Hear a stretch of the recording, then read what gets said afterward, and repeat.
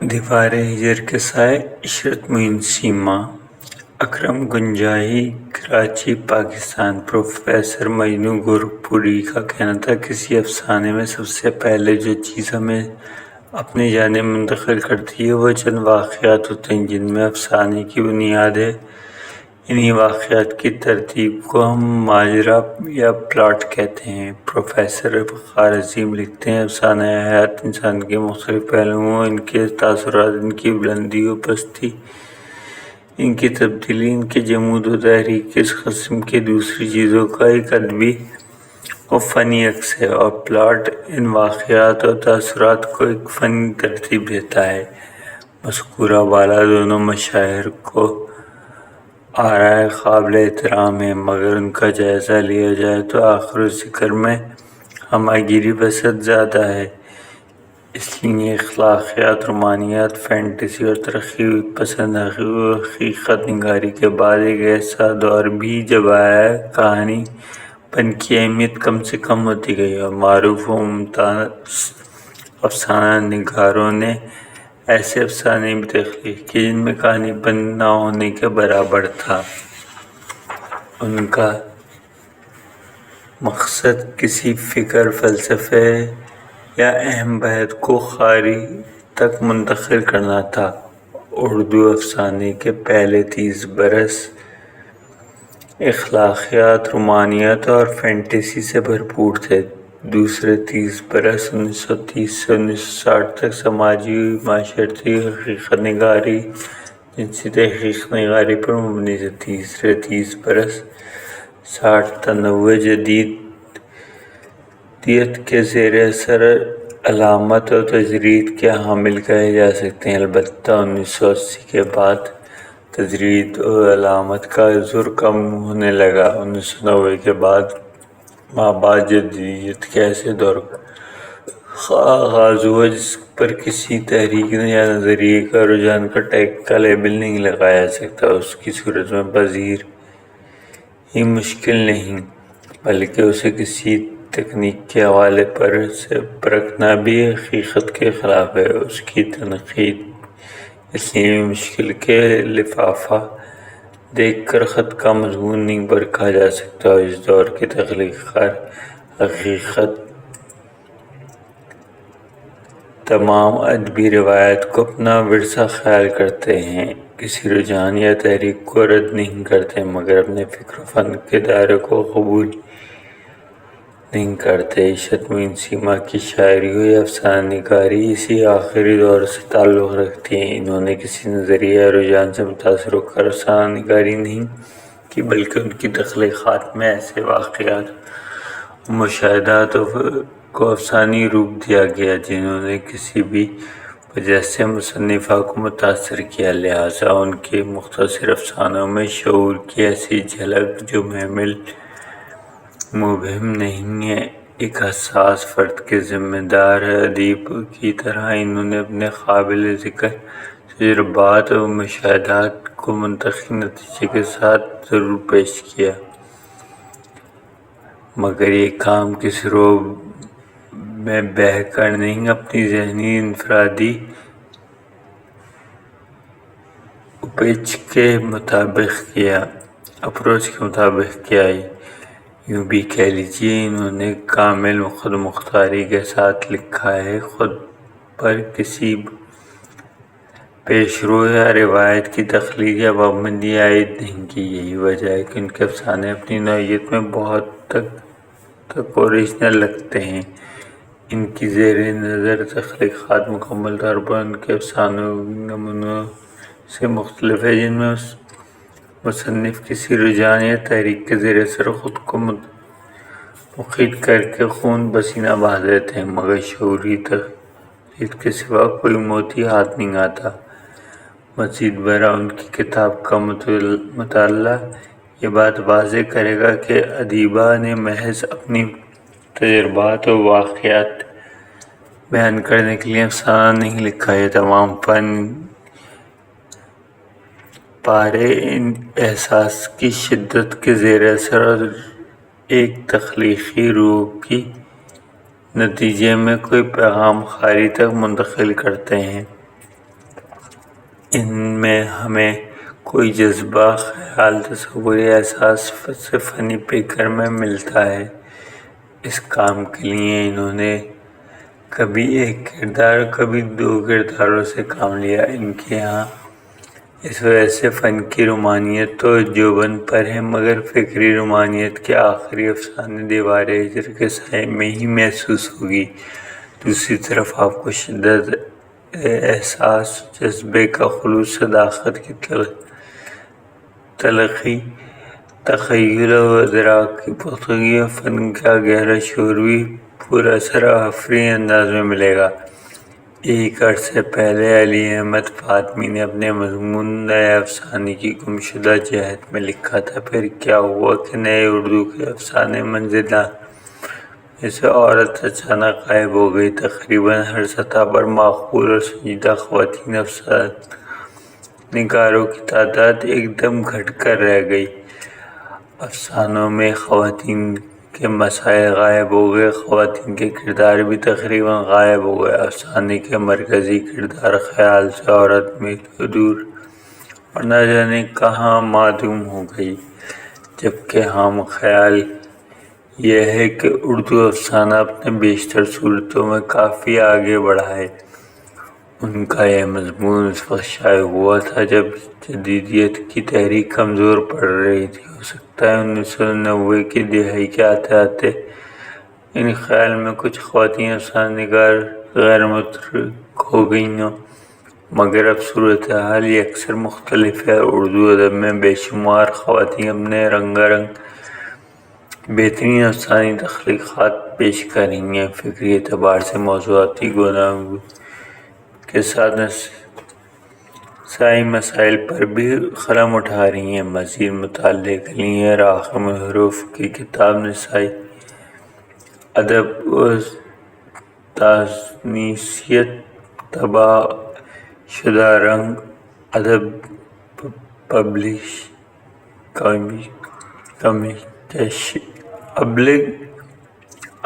Publications Karachi کا مطالعہ کیا جا سکتا ہے۔ جہاں تک عشرت معین سیما کے فکر و فن کا تعلق ہے تو یہ بات کچھ حد تک درست ہے۔ انہوں نے اپنے افسانوں میں تانیثیت کو بطور خاص موضوع نہیں بنایا، مگر یہ خوش آئند ہے کہ ان کے یہاں زیادہ تر افسانے شعور و ادراک کی سطح پر تشکیل پائے جاتے ہیں۔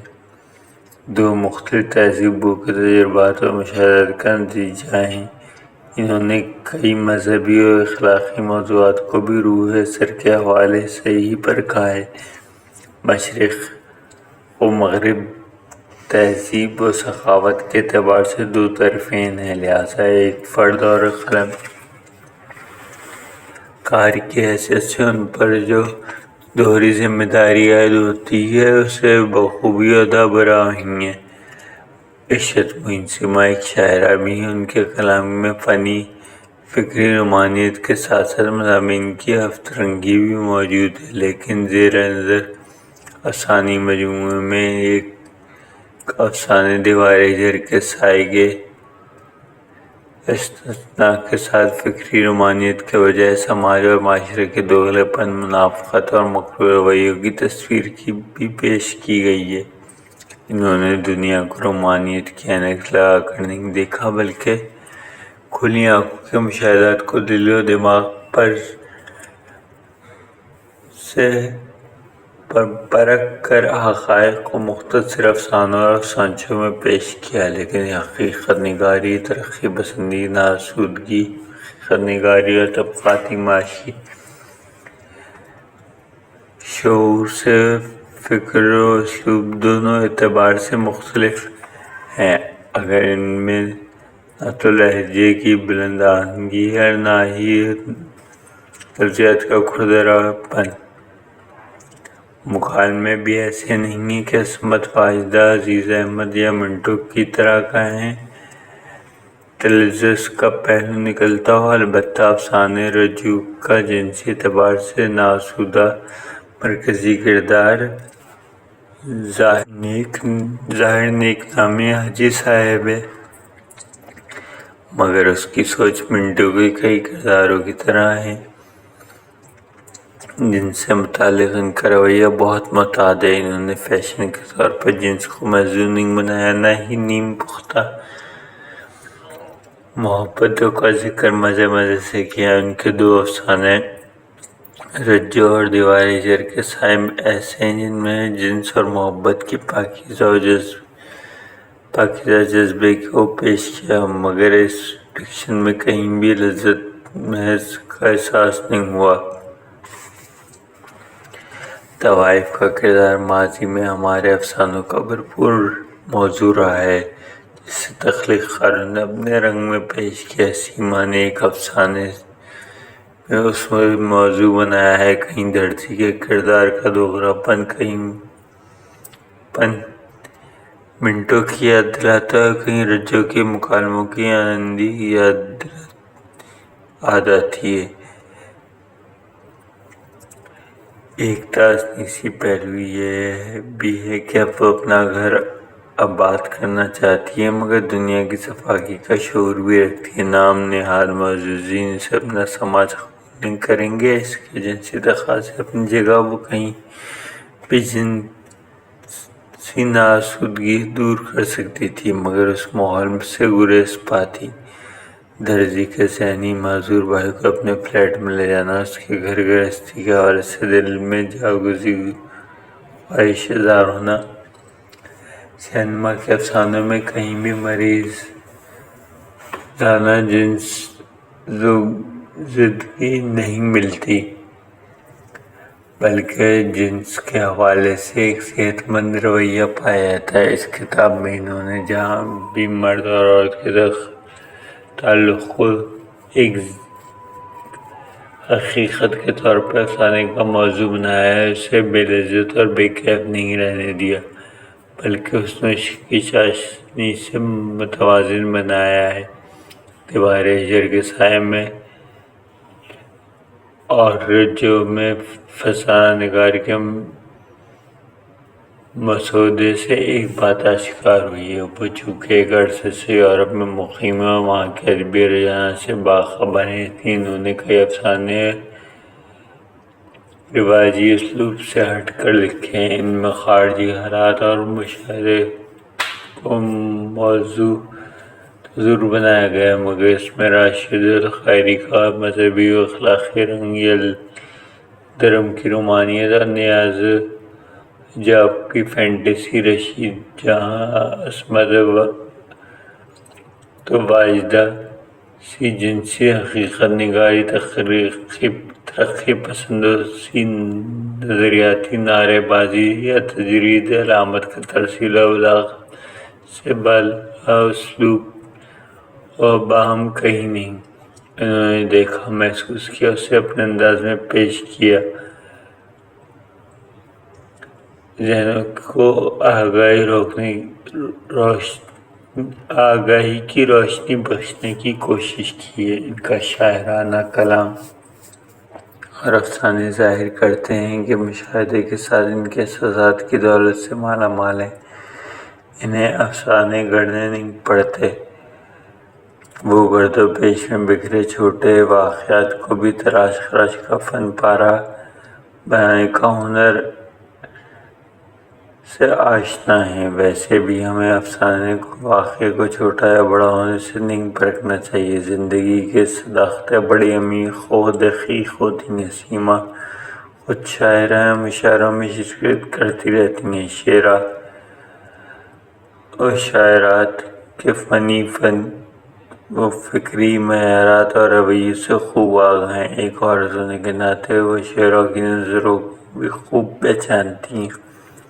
اپنے افسانے شاعرہ میں انہوں نے ایک ایسی متشائرہ کے کردار کو موضوع بنایا ہے جو اپنے مالی پریشانی کی وجہ سے مشاعروں میں شرکت کرتی ہے تاکہ گھریلو اخراجات پورے کیے جا سکیں، مگر شعر اور مرد منتظمین میں شاعرہ جن کے لیے ہمارے یہاں ٹھرکی جیسا لفظ استعمال کیا جاتا ہے، جس کا شاید ہی کوئی مناسب مترادف ہو، وہ اپنے بااخلاق وہ اپنے اخلاق باختہ رویے کا ثبوت دیتے ہیں۔ ہمارے یہاں یہی ہوتا ہے، اور اب آپ مشاعروں میں شرکت کرتے ہیں وہ ایسی ہی باتوں کا مشاہدہ کرتے رہتے ہیں۔ اپنے افسانے فیس بک میں انہوں نے ٹرکی مردوں کو اچھی طرح ایکسپوز کیا ہے، جو خواتین سے دوستی اور تعلقات پیدا کر کے فیس بک پر اکاؤنٹ بناتے اور مواقع کی تلاش میں رہتے، اس کے مقصد کے لیے ہر طرح کا جھوٹ بولتے ہیں۔ انہوں نے اپنے افسانوں کے ذریعے ہمارے یہاں کی بہت سی سماجی بیماریوں سے بھی پردہ اٹھایا ہے۔ احساس دو کرداری افسانہ ہے، جس میں ایک بیوروکریٹ نیک سیرت اور حساس بیوی اور بیوروکریٹ شوہر کی حرام خوری پر دل برداشتہ ہے،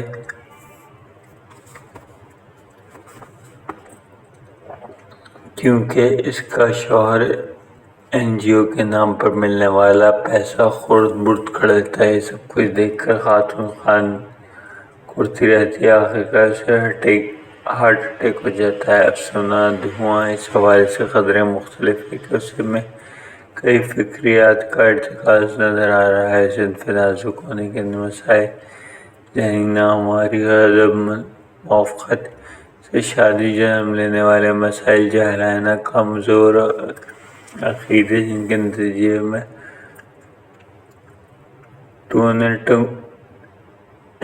ٹوٹکے کرنے والے کے معاشرے میں چاندی ہے۔ اس طرح کا ایک افسانہ اونچی مانگ بھی ہے، جس کے رشتوں کی بد نظمی میں مسائل زیر بحث لائے گئے ہیں۔ در حقیقت احساس کمتری میں مبتلا ایک مرد کا افسانہ ہے، جو خود زیادہ تعلیم یافتہ یا باشعور اور دراز لڑکی کے ساتھ گزارا نہیں کر سکتا۔ خود انتہائی پست قد ہے، مگر پہلی بیوی کو طلاق دے کر دوسری شادی کے لیے اپنے سے کسی پست قد لڑکی کی تلاش میں ہے۔ دور دراز قد لڑکی کے ساتھ چلتے ہوئے شرمندگی کا احساس محسوس کرتا افسانہ وحشت میں انہوں نے معاشرے میں بڑھتی ہوئی لاقانونی اور جرائم کو سفاکیت کا موضوع بنایا ہے۔ ہمارے یہاں کا عمومی رویہ ہے، ان دنوں لوگ کسی چوروں کو پکڑیں تو اسے پولیس کے حوالے کرنے کے بجائے خود ہی منصف بن جاتے ہیں، اور کئی بار ایسا بھی ہوا کہ معمولی چوری کے سے چور پر اتنا تشدد کیا کہ وہ جان سے چلا گیا۔ اس افسانے سے بھی مصنفہ نے اس نوعیت کے واقعے کو اپنے اسلوب میں پیش کیا ہے۔ اس کتاب میں چند افسانے ایسے بھی ہیں جنہیں موصوفہ نے خواتین کے مسائل تانیث کو موضوع بنایا ہے۔ چادر اور چار دیواری میں بھائی کی غیرت کے نام پر بہن ریحانہ کو قتل کر دینا۔ بعد ازاں ارشد، جس سے وہ محبت کرتی تھی، اسپین چلا جاتا ہے اور وہاں اپنی دنیا بسا لیتا ہے، جبکہ اس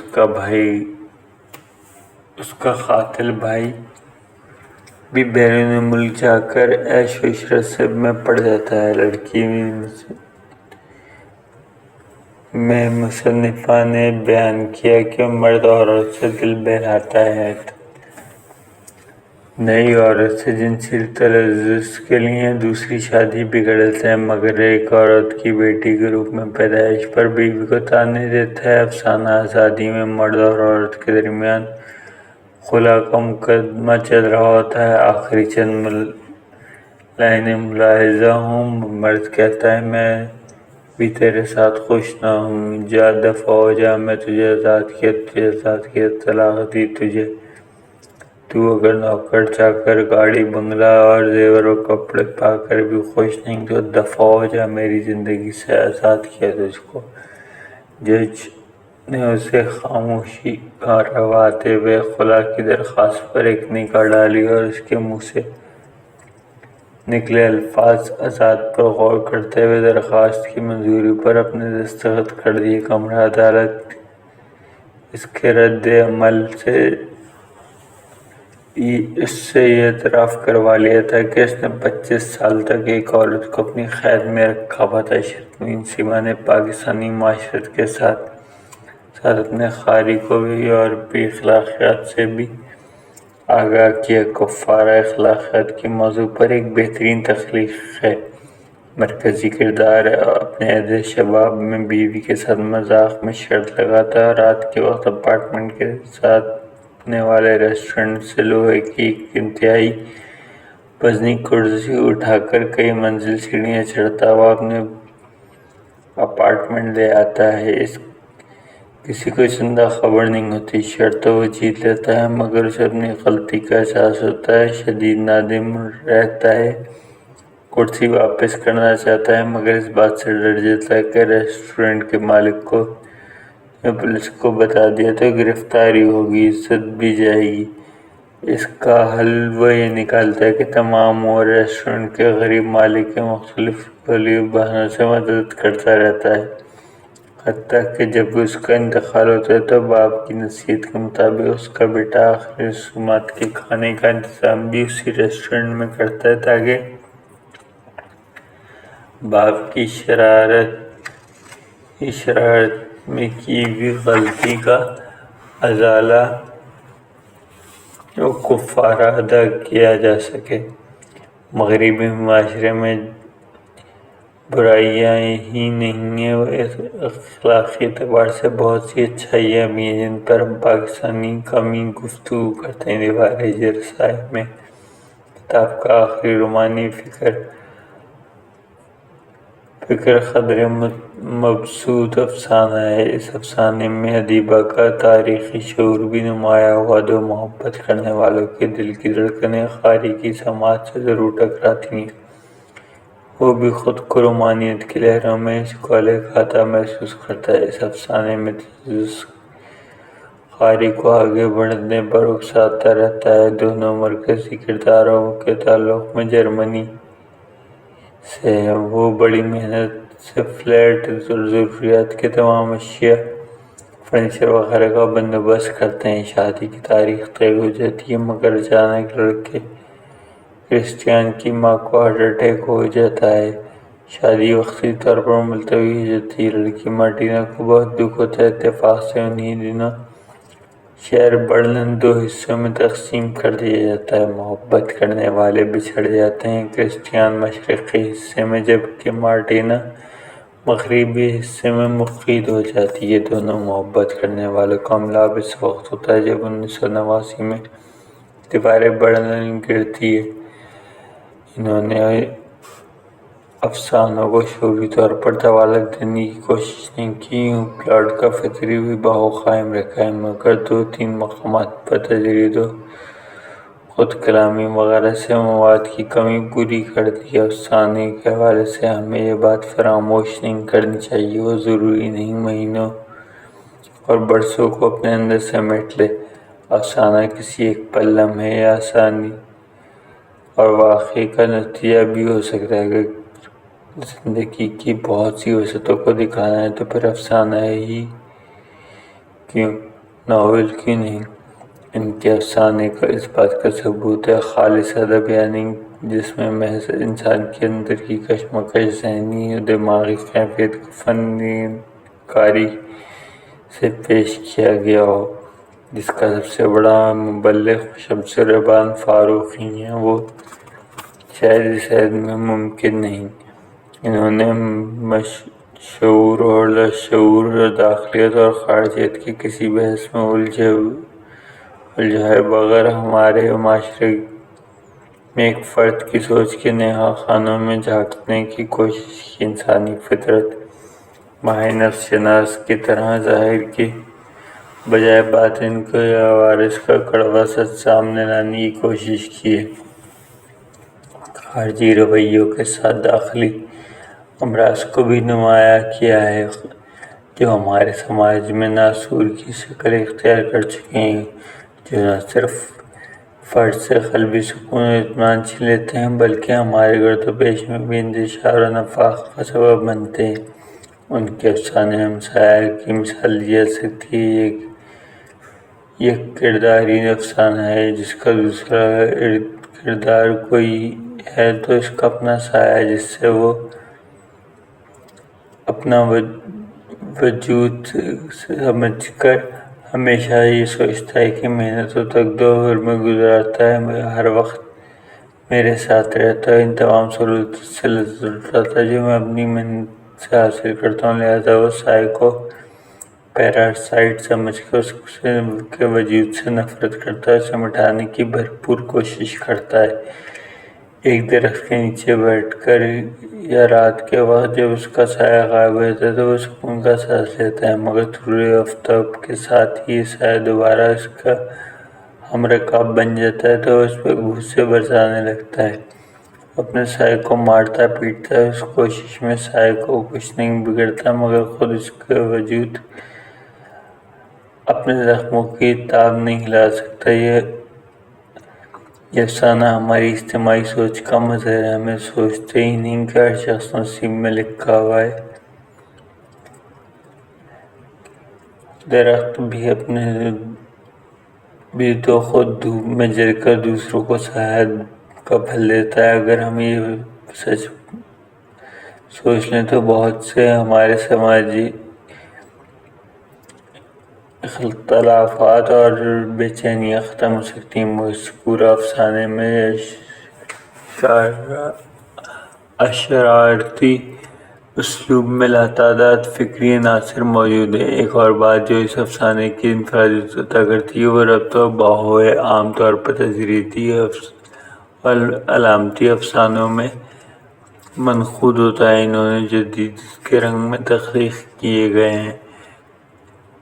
اس افسانے کو بھی داخلیت سے باہر نکالا ہے، ایک شخص کی اس نفسیاتی کیفیت کو پیش کیا ہے جس کا تعلق موجودہ عہد کے خود پرست، مفاد پرست اور بے حس انسان سے ہے، جو قدرت کی عطا کردہ نعمتوں سے اپنا پر صرف کرنے کے بجائے اس پر اپنا حق سمجھتا ہے، حتیٰ کہ اپنی خوشی میں کسی دوسرے کو شریک کرنا بھی گوارا نہیں کرتا۔ بہت سارے تجریدی افسانے ایک کرداری ہوتے ہیں اور خود کلامی کی صورت میں بھی لکھے جاتے ہیں۔ یہ کرداری بیانیہ نوعیت کا افسانہ ہے۔ ناقدین ایک مکتبہ فکر ایسا ہے جس کا کہنا ہے کہ علامتی اور تجریدی افسانہ 1950 کے عشرے کے اواخر میں ترقی پسند کے رد عمل کے طور پر ظہور پذیر ہوا تھا، جس نے خارجیت کی حقیقت نگاری تھی، نہ ہی اسلوب بیان کی بلند آہنگی۔ کھردراپن ہم دیکھتے ہیں مذکورہ افسانے میں مصنفہ نے تجرید و علامت کو انسانی نفسیات سے ہم آہنگ کر دیا ہے۔ یہ ایک فرد کی نہیں بلکہ کل معاشرے کی نفسیات ہے۔ وہ کام سے کام رکھنے کے بجائے اپنے استحصال پہ شکوہ کرتا رہتا ہے۔ نفسیاتی حقیقت نگاری پر مبنی کتاب کا بہترین افسانہ کہا جا سکتا ہے، جس میں کمال مہارت افسانے کا رخ خارج کی دنیا انسان کے داخلی خواطر کو بیان کی طرف موڑا گیا ہے۔ اس میں افسانہ نگار نے روایتی کہانی پن، پلاٹ، کردار نگاری، واقعہ نگاری سے کام لینے کے بجائے مواد کو بڑے قرینے سے فنکارانہ انداز میں پیش کیا ہے اور اسے ادب لطیف بنا دیا ہے۔ زندگی کے تلخ حقائق سے خوشگواری کے ساتھ مربوط انداز میں پیش کیا ہے کہ کہانی پن کی ضرورت کہیں کہیں پس منظر چلی گئی ہے، پلاٹ اور کوئی تشنگی محسوس نہیں ہوئی۔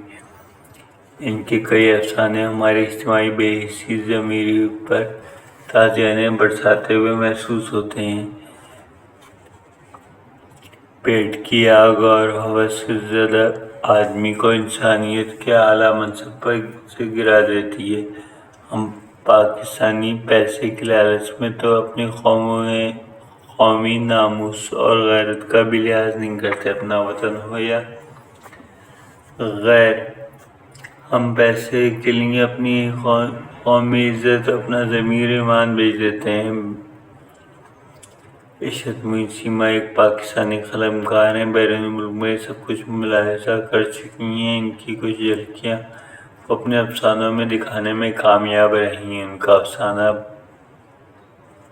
پناہ کے خواہش مند پڑھنے سے تعلق رکھتا ہے۔ ایسے گھنونے کرداروں کو واضح کرتا ہے جو اپنے وطن کا منفی کردار اجاگر کر کے صرف روپے پیسے کی لالچ میں بیرون ملک میں پناہ حاصل کرنا چاہتے ہیں۔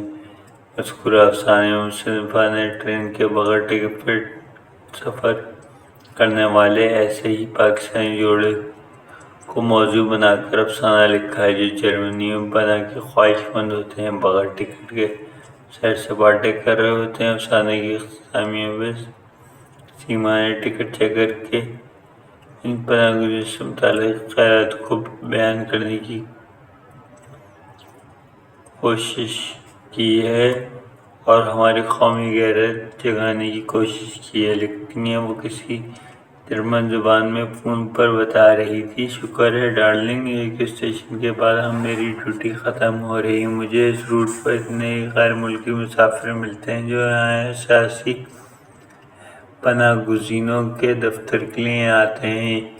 یہ لوگ اپنے ملکوں میں فرار ہو کر ہماری روزی روٹی پر قبضہ کرنے آ گئے ہیں۔ سچ میرا دل چاہتا ہے ان کتوں کو کسی دن چلتی ٹرین سے دھکا دے ماروں، خاص طور پر ان مسلمان خبیثوں کو جو ہمارے ملک میں ان سوروں کی تعداد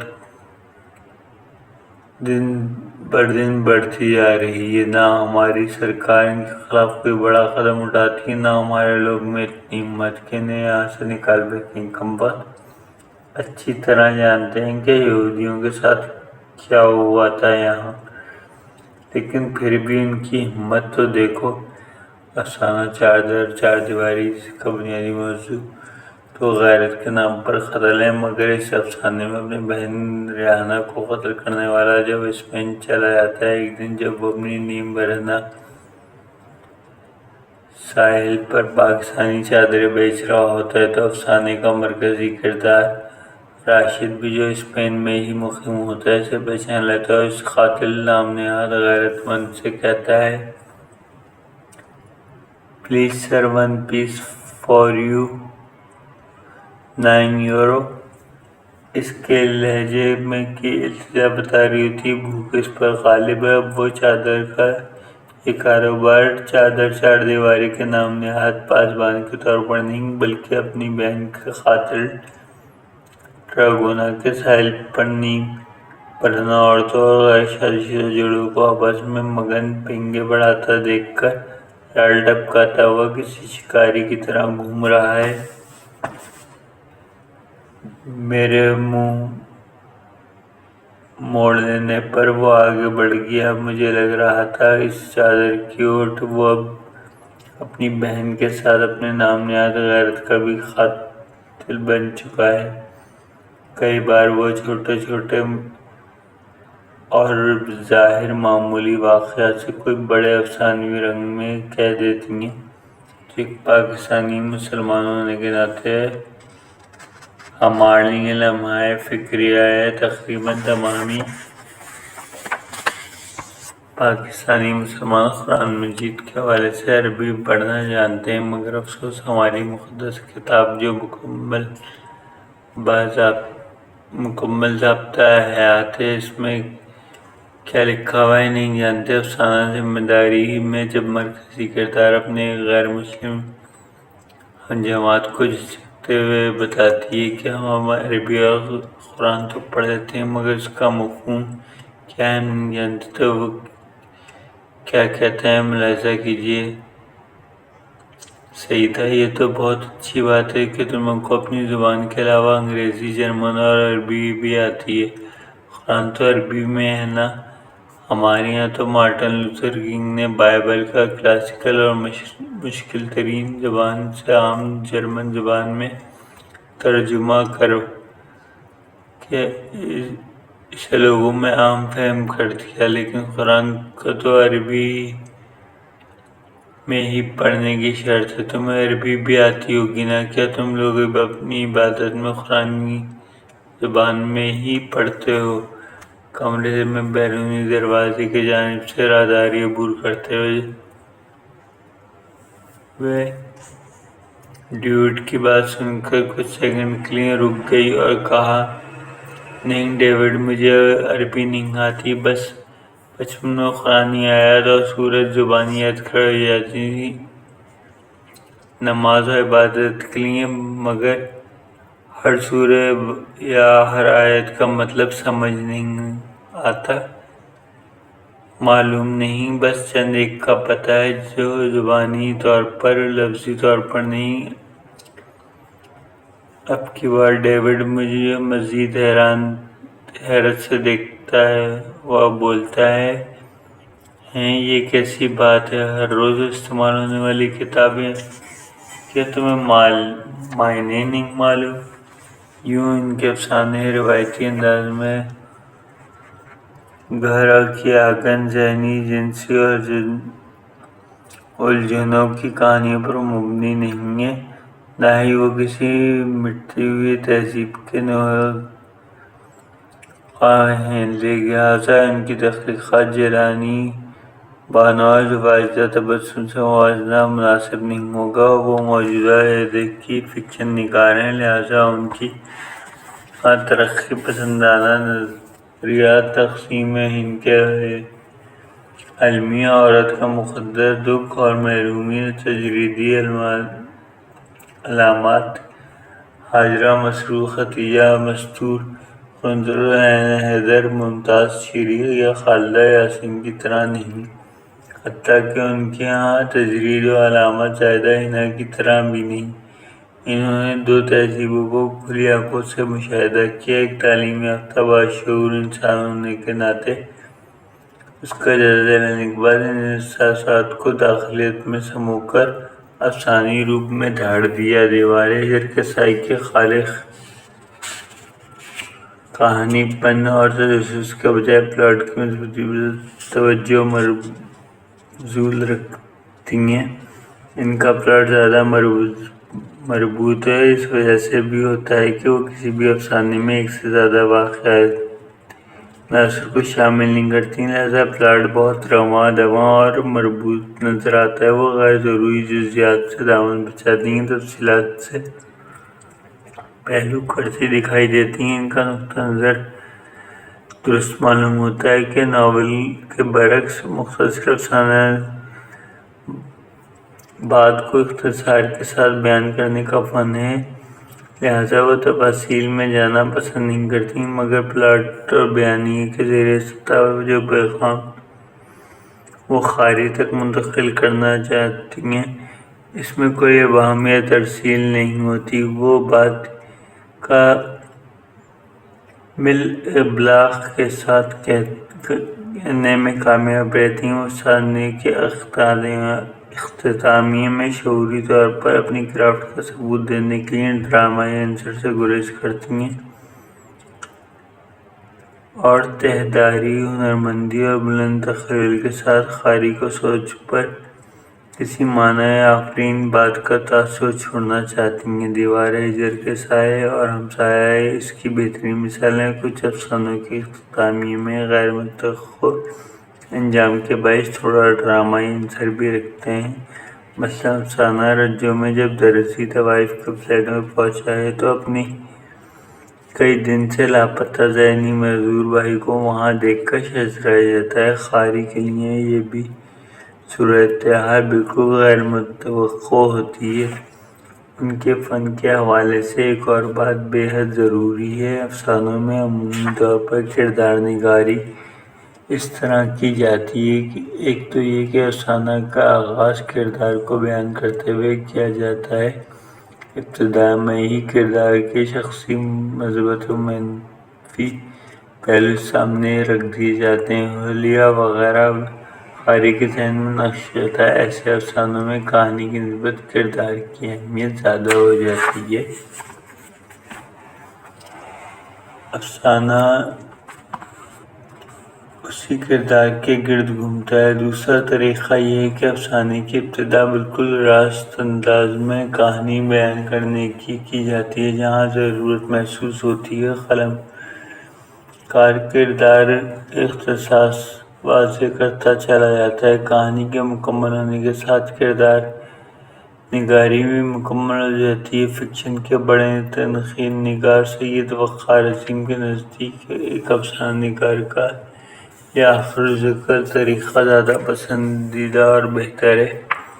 وہ واقعات میں پہلے اپنے خیالات اور بعد میں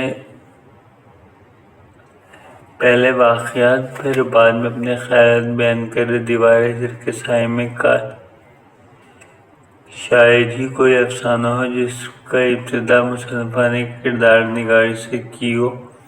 یہ مطالعے میں آیا ہے کہ ان کے ہاں کوئی فلسفیانہ تمہیدی ابتدائی منظر نگاری بھی افسانے کو بجھل نہیں کرتی۔ وہ زیادہ تر بیانیہ انداز میں پہلے فقرے سے ہی کہانی پر آ جاتی ہیں۔ ہمارے عہد میں سماجی معاشی سطح پر تغیر و تبدیلی اس سرحد سے ہو رہا ہے کہ انسانی تجربات اور مشاہدات میں بیحد وسعت آ گئی ہے۔ خواتین میں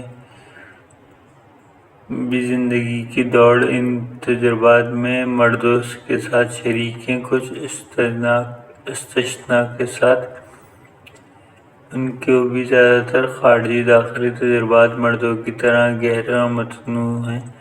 یہ غزل اور افسانے کی مقبولیت کا دور ہونے کے باوجود روایتی غزل کی بوسیدگی اور افسانے کی بے سمتی اور لالینیت سے عدم اطمینان بلکہ بیزاری کا عہد بھی ہے۔ کم از کم یہ ضرور کہا جا سکتا ہے کہ تکنیک کے اعتبار سے عشرت معین سیما کا افسانہ روایت اور اثر جدت کے درمیان ایک اختراع کا درجہ رکھتا ہے، جس میں شعور و ادراک کی سطح پر تخلیق پانے والا بہترین مواد موجود ہے، جو اس بات پر دلالت کر رہا ہے کہ مصنف نے پلاٹ کو احساسات اور تجربات کی بنیاد پر آگے بڑھایا ہے۔ اس کے ہاں قصہ کہانی سب کچھ نہیں، اس لیے مجھے امید ہے کہ ان کی کاوش ادبی طبقے میں سراہی